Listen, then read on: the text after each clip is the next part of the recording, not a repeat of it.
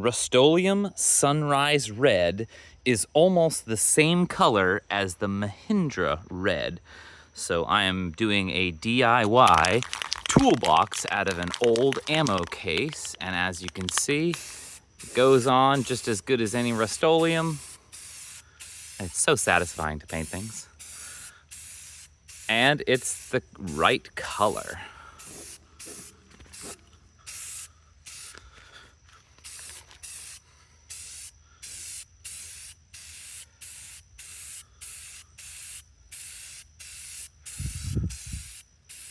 You just do long strokes,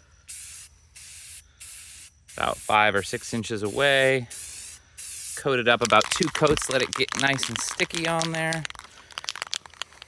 Once it gets dry enough, but not solid dry, apply another coat.